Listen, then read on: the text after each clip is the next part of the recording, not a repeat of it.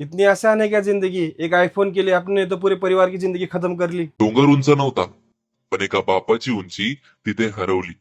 रोज steering धरून घामाने आयुष्य चालवणारा बाप स्वतःची स्वप्न थांबवून मुलाचे स्वप्न जगत होता. आईने उपाशी राहून त्याला वाढवलं होतं.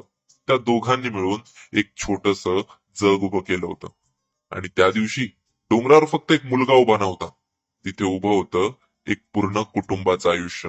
बाप ओरडत होता, बाळा थांब, परत ये. आई रडत होती, एकदा माझ्याकडे बघ रे. हजारो आवाज येत होते, आईचा विचार कर, बापाचा विचार कर, आयुष्य पुन्हा मिळत नाही. सगळे त्याला वाचवायला धावत होते, पण त्या एका क्षणाने सगळ्यांचे हात रिकामे केले. एक पाऊल पुढे पडलं आणि सगळंच मागे राहिलं. बाप त्याला पकडायला गेला, पण त्याचाही हात सुटला. आईचं जग तिथेच संपलं आणि तिनेही त्यांच्या मागून एक उडी घेतली. एका हट्टासाठी, एका चुकीच्या निर्णयासाठी.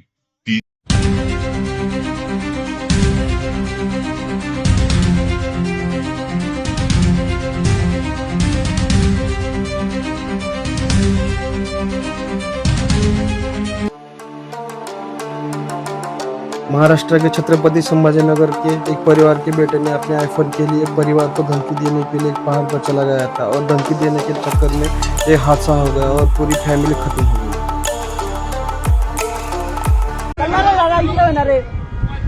एवढा लोक एवढा आहे का रे तुला सांगायला रे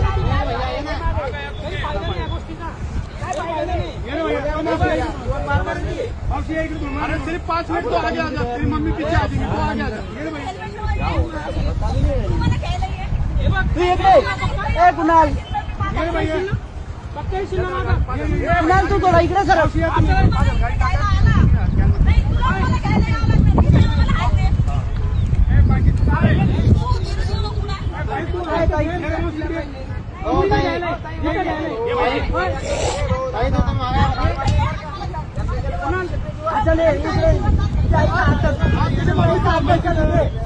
भैया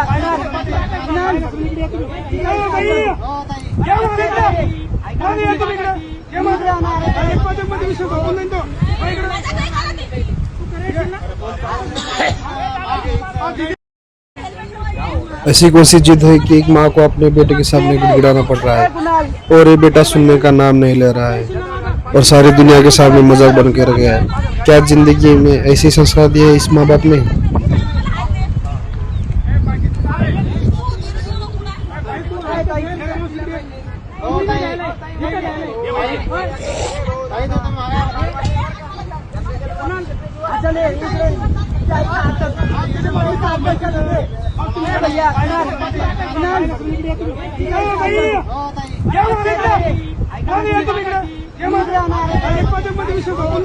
तो आइए सरपंच जी क्या कहते हैं इस हादसे के बारे में। ये लड़का तो सुनने का नाम ही नहीं ले रहा है। सरपंच साहेबच होते, त्यांना आपण विचारू की शेवटच्या क्षणी काय विषय होता नेमकं होतो, म्हणजे आयफोन साठी त्यांनी आत्महत्या केली असं म्हणताय लोक, हे खरं आहे का? नाही, ऑलरेडी त्याच्याकडे फोन मोठा होता.